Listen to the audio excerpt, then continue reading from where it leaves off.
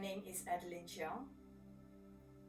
This is an introduction to Yoga for Scoliosis and how I approach working with, practicing with, and living with scoliosis. The intention of this explanation or this discussion here today is very much of introducing, firstly, what is scoliosis as defined by the wider medical world, and also what does scoliosis, the word scoliosis, mean to me, or as far as I understand from a yoga perspective.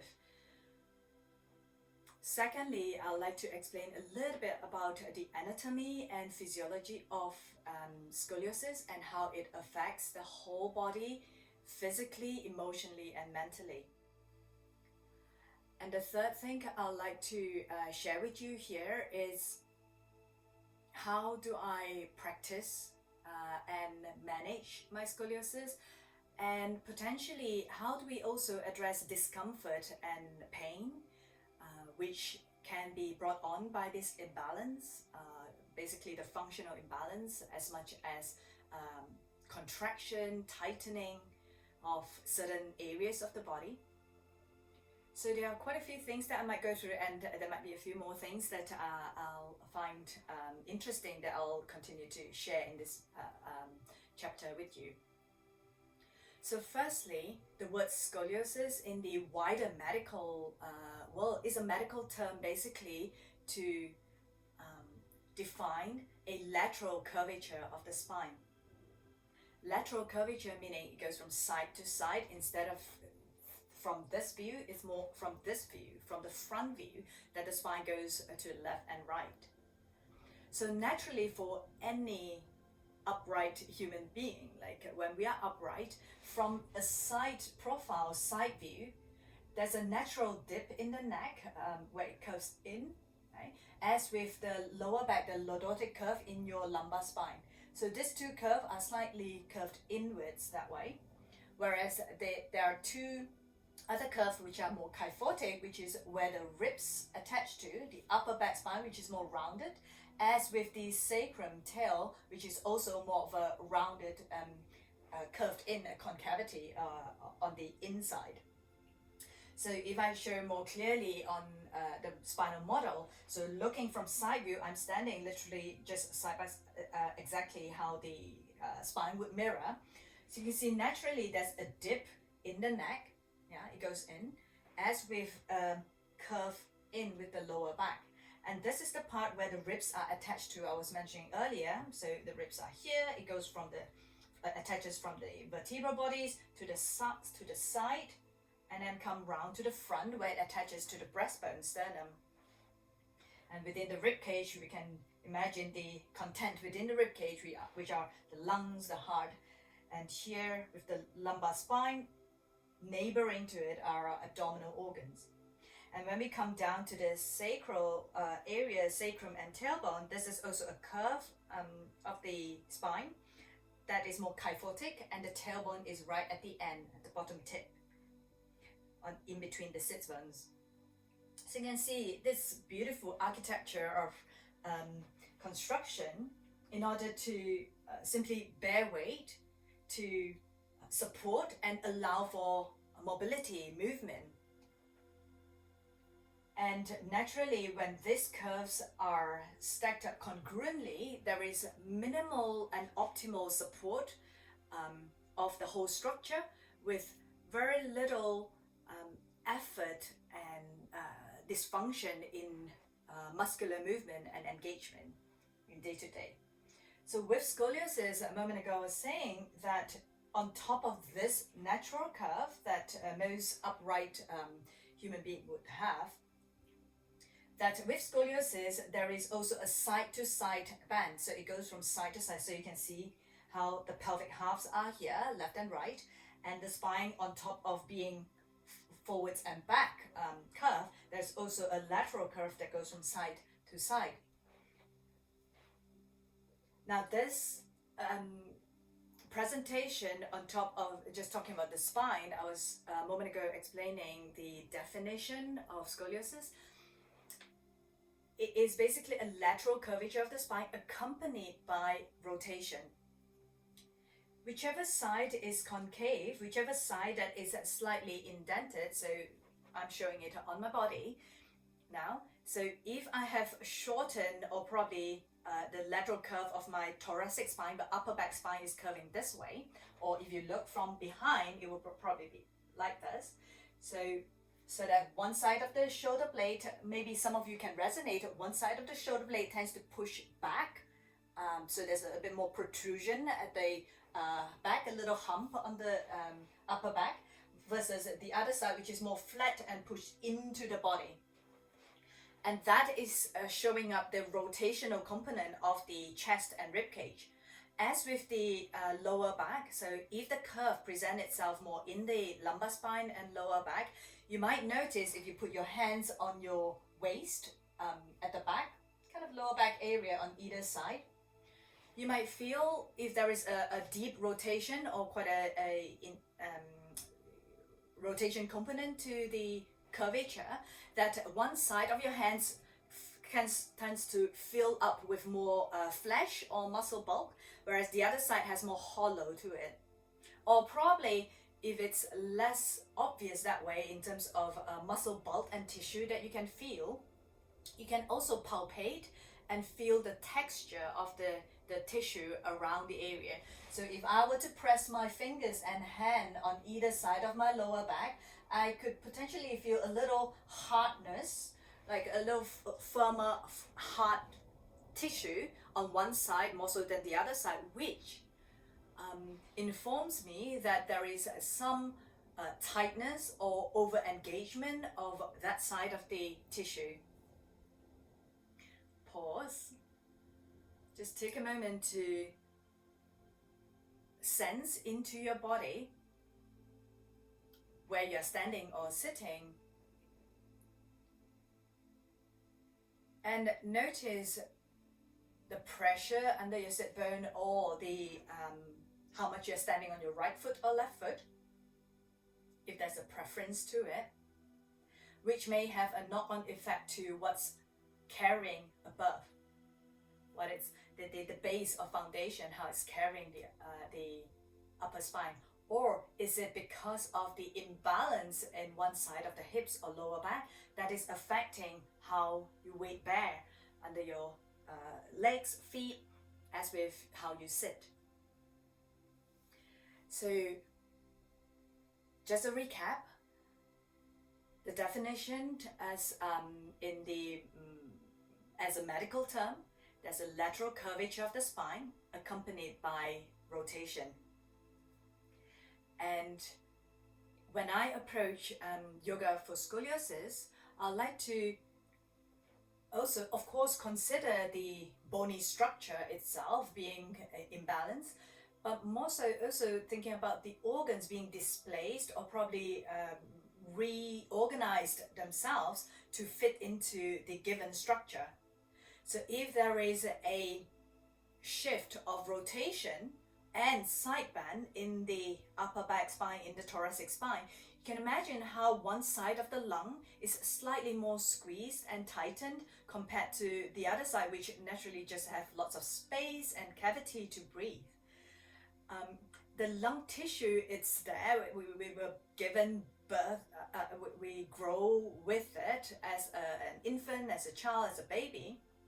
But the lung tissue might have been developing in a way with lack of space, and therefore chronically tense and tight and grippy on one side, therefore not able to fully express its capacity for breathing.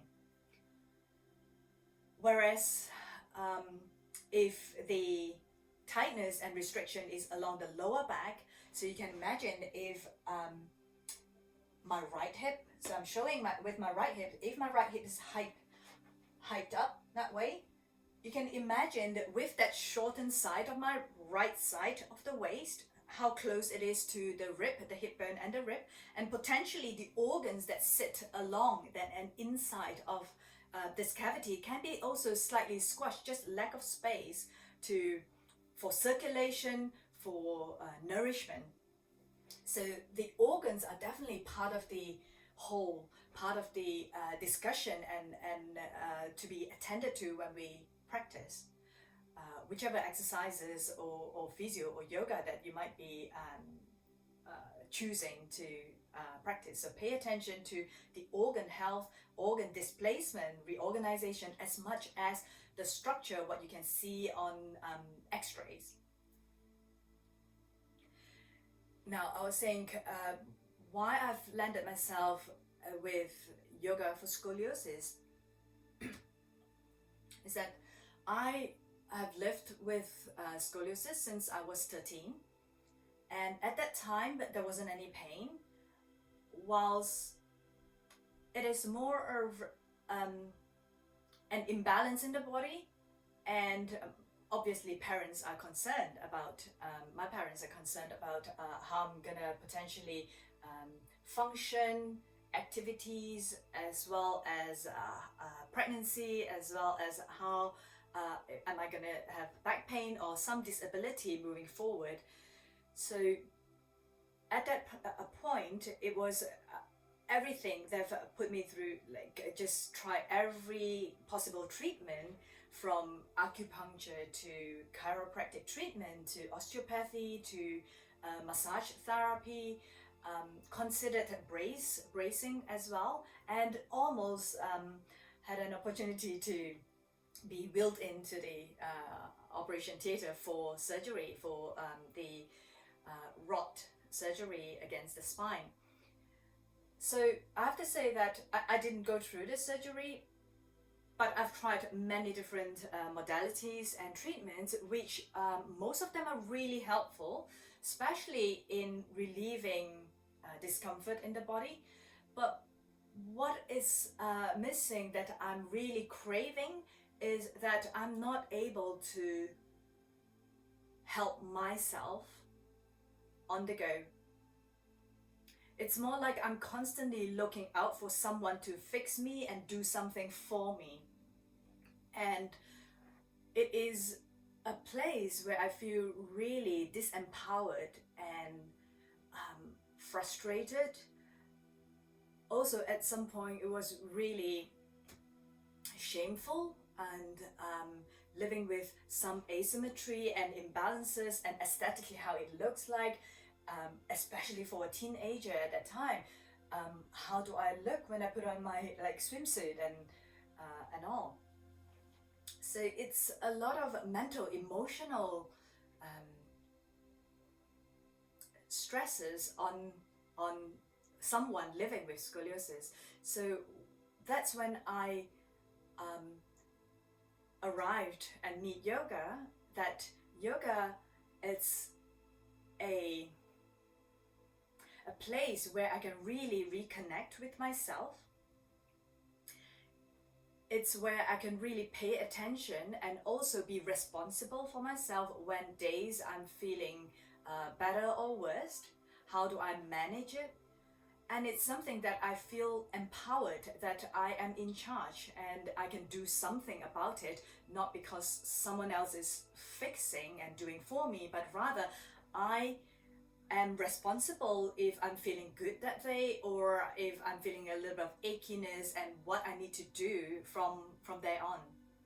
So it was something that I feel there is hope for me.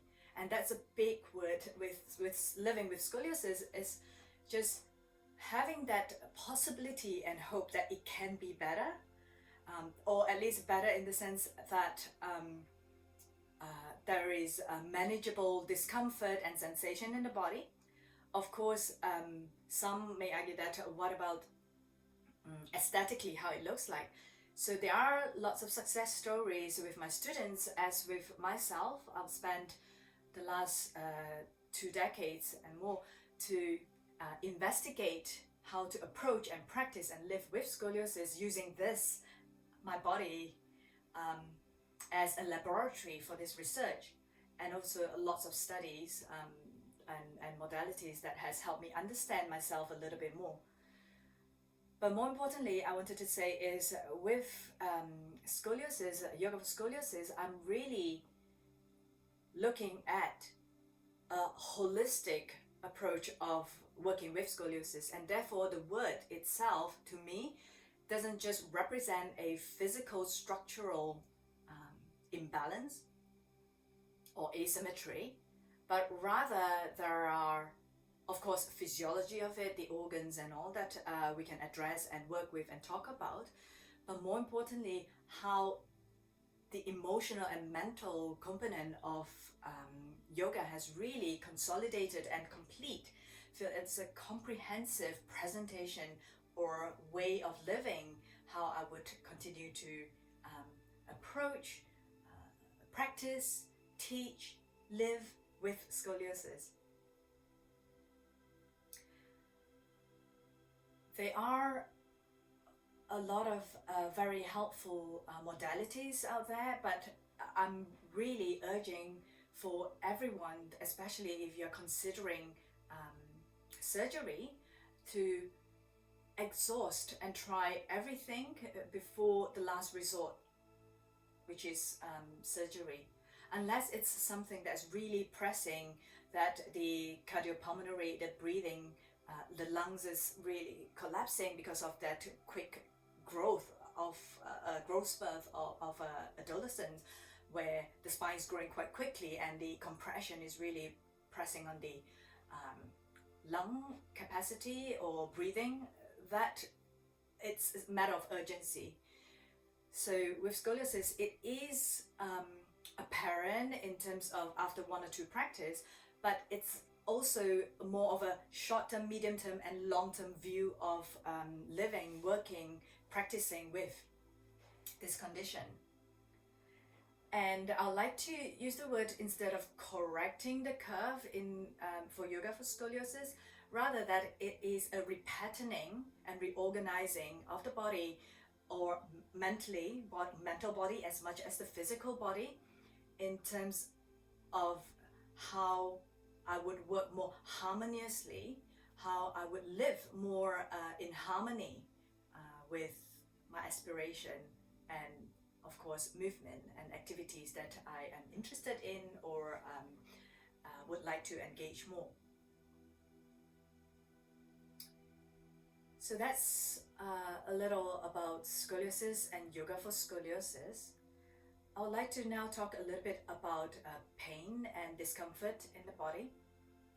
When there is pain or discomfort, I've kind of redefined the word pain now. Pain doesn't actually tell me very much about what the body is experiencing or what is actually happening in the body. In fact, let me backtrack a little bit and say that sensation, pain basically is a strong, intense sensation that is undesirable, in short. But sensation is the language of the body communicating with the mind. And sensation arise in different location, in different texture, and sensation basically, it's telling the mind, pay attention, something needs your attention, SOS. There are lots of vocabulary and terms that we can use to describe sensation. So for example, if someone comes in and say that, oh, I have lower back pain or shoulder pain or neck pain, it's not telling very much apart from that it's undesirable and I want to get rid of it. But what I'm really interested in that moment, so for example, right now, if you can resonate and associate with some discomfort in the body, can you almost pinpoint the location of it? When you show the location of it, are you pointing to it with one finger, like it's really right in that very localized area, or is it across a big area? When it's a very localized area that you can pinpoint with one finger, it's more than likely is non-negotiable, meaning it can be a nerve thing or a joint connection thing that is compromised, or a fracture, or something that is very sharp, localized and specific. It's non-negotiable, meaning that you might literally need to reorientate and change position and movement where you are, that basically that particular position needs to be taken care of in order to elevate the discomfort, especially if it's localized. Whilst if you are relating to this across a bigger area, so if you're using like almost your whole hand to touch that part of your body, that part of your parts of your body that is painful or uncomfortable, that is more than likely a bundle of tissue that it's contracted, locked, tight. So these are some of the vocabulary that I'm throwing out. Spasming, it's basically congealed and restricted, rigid, and therefore lack breath.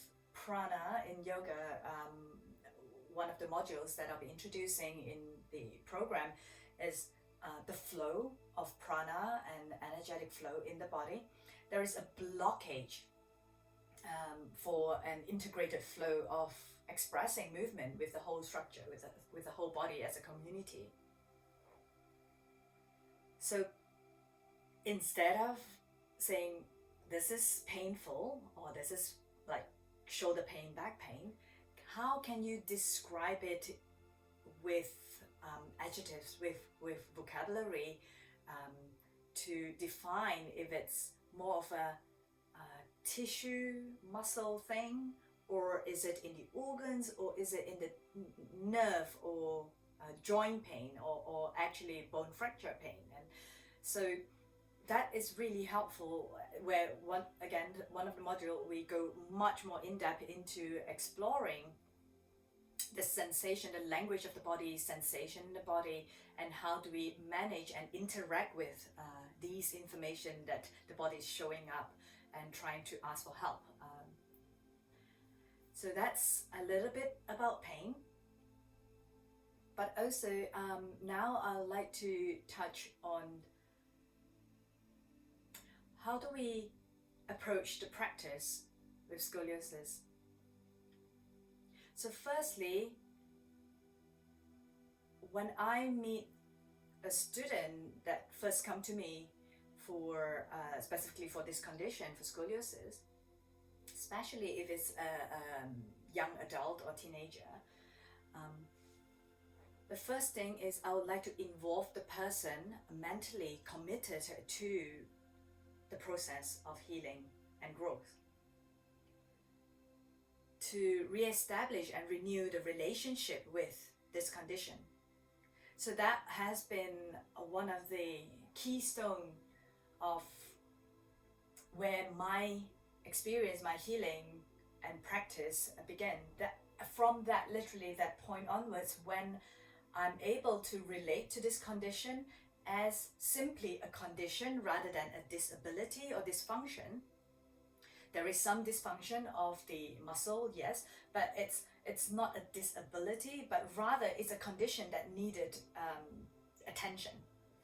And I often see it as if someone else has a knee injury or a shoulder injury or even just short-sightedness, that is just a condition simply that we'll have to accommodate, deal with, manage in some way or other, whether it's invasive or through exercise or simply to wear glasses or contact lenses if one is short-sighted. And with scoliosis, it's simply spinal hygiene that we need to maintain. And this is something that I have been dwelling and really spending time to explore in a way that I'm curious and really want to be a little bit more intimate with myself, to be a little bit more friendly with the condition rather than trying to fix the condition, to see my body as what is presenting. It is what it is, presenting itself as this body, rather than attempting to correct and fix because it's a damaged thing. So that is a really important aspect, at least mentally, to be befriend with, before we even embark into what position or movement or strengthening poses or plank pose to address scoliosis, to actually work with scoliosis.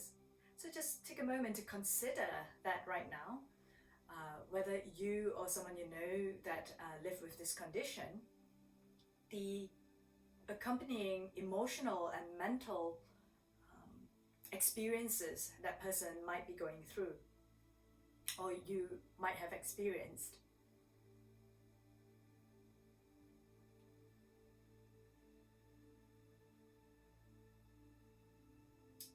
Yeah. So I would like to conclude this talk now. I hope this gives you a rough overview of how I would approach practicing living with scoliosis, as much as paying attention to how we practice on the yoga mat. It is also important to pay attention to how we use the body, how we function and move throughout the day. That includes our sitting position, standing position, sleeping position, which contribute to hours of our day, 1/3 of our day. Yeah, so that's a really also interesting topic that I hope to be able to share with you, which are postures and positions that would support off the mat on the go practices, so that the repetitioning process is maintained and continued. There's a continual process of living with throughout the day than just the strengthening few poses that you're going to be doing or reorganizing the organs. So I would like to welcome if you have any further questions, comments, or something that I might not have covered here.